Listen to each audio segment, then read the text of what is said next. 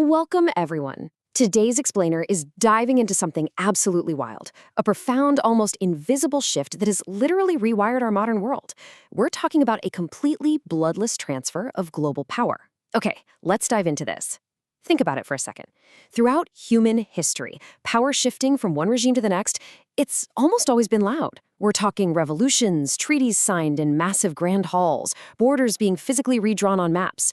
But the most significant transfer of sovereignty in our lifetimes? No way. It didn't happen on a battlefield, it happened in server rooms, right in the quiet hum of data centers. So today, we're unpacking a fascinating source document called The Birth of the Machine Lords, and it breaks down exactly how this silent conquest actually went down. To really wrap our heads around the sheer scale of this, we've got to pull way back and look at history through a much wider, almost ancient lens. The source text introduces us to this amazing perspective from a figure named Zoran the Dragon. It's this ancient philosophical voice that frames the whole shift perfectly. He says, "Power does not vanish, little mortal. It only changes hands, from kings to corporations to code." And honestly, that right there is the fundamental premise of our explainer today. Power basically follows the laws of conservation. It doesn't just poof, disappear when a king is dethroned or a government loses its grip. It just finds a new vessel. And as you're about to see, that new vessel isn't human at all. Let's get right into Chapter 1, The Quiet Rise. You know, when most people think about the dawn of AI, they jump straight to the flashy stuff, right? The sudden appearance of chatbots writing poetry, algorithms making award-winning art, or systems crushing grandmasters at chess. But the source makes a really critical distinction here. AI dominance absolutely did not start with brilliance. It started secretly, quietly, with infrastructure. Long before algorithms were dazzling us, the actual foundations of a new empire were being poured in concrete, steel, and silicone. We are talking about data centers the size of shopping malls, cloud platforms spanning the entire globe, millions of miles of global fiber networks just crisscrossing the ocean floor, and, of course, vast compute clusters. The text points out something mind-blowing here. These compute clusters literally rivaled the energy consumption of small nations.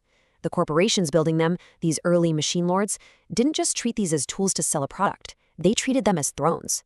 They understood a reality that traditional governments completely missed. Whoever controls the physical digital terrain ultimately rules the future. The source introduces us to the observations of a systems architect named Fletcher Soul Traveler, who actually watched this exact transformation unfold. And Fletcher noted a massive difference in how power was historically acquired versus what was happening right in front of us. Think about it. Historically, governments conquer territory through force. It's violent, it's public, it involves physical land. But the machine lords? They didn't conquer. They accumulated. They quietly accumulated digital terrain, user data, processing power, and server space. And as Fletcher points out, accumulation, when you do it at an absolute, unmatchable scale, transforms into true sovereignty. And this brilliantly illustrates how Fletcher saw the direct translation of old-world feudal concepts into modern digital architecture. It's like a giant puzzle fitting together perfectly. Physical kingdoms, they were replaced by cloud platforms. The heavily guarded borders of nations became APIs. The tributaries that used to bring resources and taxes to the king, those became data pipelines.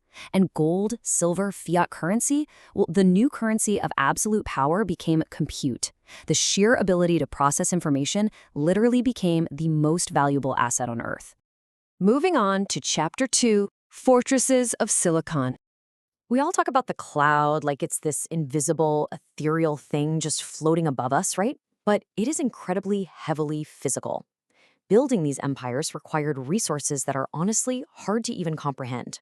To run even the earliest true AI systems, you needed 4 specific things, and you needed them in unprecedented quantities. Massive compute, massive storage, massive energy, and massive data. The sheer cost and physical scale of those 4 pillars meant that only a tiny handful of ultra-wealthy corporations could even afford to play the game.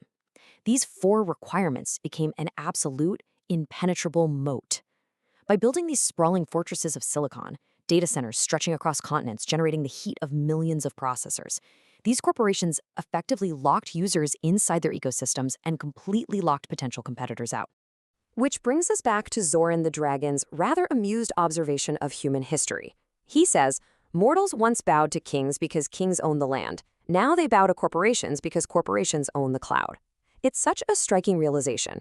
Traditional governments were slowly, quietly beginning to depend on the very global networks these private companies built. The balance of power had fundamentally shifted. But it didn't shift through a democratic election. It didn't shift through a devastating war. It shifted purely through architectural dominance. All right, Chapter 3, The Crown of Convenience. Okay, so we've talked about the massive corporations building these fortresses of silicon. Now let's shift the focus to us, you and me, the consumers. Because, well, an empire needs subjects. And the question is, how were we conquered so easily? The answer is we weren't conquered by force. We were seduced. We were handed an overwhelming avalanche of convenience. Consider just how fast this happened. Step 1, instant search right at our fingertips. Step 2, instant maps routing our daily lives. Step 3, instant communication across the globe. Step 4, endless instant entertainment. Step 5, instant access to literally all human knowledge. Step 6, instant AI assistance writing our emails and organizing our schedules. It was just rapid-fire, endless, frictionless problem-solving handed to us day after day. Everything got easier, faster, smoother. So the crucial point is, convenience is not just a feature of a product. The source defines convenience as a sedative. It's a bribe. It is a crown that we as humans accepted completely willingly without ever realizing it was being placed onto our heads. We didn't fight the machine lords because they didn't come to us with weapons. They came to us with solutions to every minor friction in our daily lives. They offered us a life of total ease, and all we had to do in exchange was rely on them completely. Fletcher's Soul Traveler frames this psychological trap absolutely perfectly. He says, when people stop doing things themselves, they stop noticing who is doing it for them. And that is the genius of the Machine Lord's strategy. By making our lives impossibly convenient, they made themselves entirely indispensable. I mean, you don't notice the infrastructure running your life until the internet goes down, right? Becoming indispensable isn't just good business. According to the text, it is the very first necessary step toward total dominion over a population. Which brings us to our final chapter, the unseen coronation. This was the final paradigm shift, a silent crossing of a threshold somewhere between the early days of the cloud era and the sudden, explosive ubiquity of artificial intelligence. Now, what's really interesting about this slide is there was no grand ceremony for this. There was no public declaration broadcast on the evening news, but the architecture had been laid, the moat had been dug, and the subjects had been sedated by convenience. And so, the terrifying new hierarchy set in. Corporations became sovereign, acting as untouchable global powers. Artificial intelligence became their primary instrument of scale and control, and humans, we became their subjects, living inside their walled gardens, entirely dependent on their architecture to function in modern society. Now, the text makes sure to point out the machine lords weren't necessarily villains or tyrants. They were simply inevitabilities, the architects of a world we just willingly walked right into. Which leaves us with a final echoing thought from Zoran. We humans really believed that by advancing technology, by building the cloud and birthing AI, we were constructing tools to liberate ourselves from labor and hardship. But looking back at the silent coronation of the machine lords, we have to ask a pretty provocative question. Did we actually build tools to free ourselves, or did we simply build the very machines that now rule us? The conquest was entirely silent, you guys, but its consequences, they are going to echo very, very loudly for generations to come.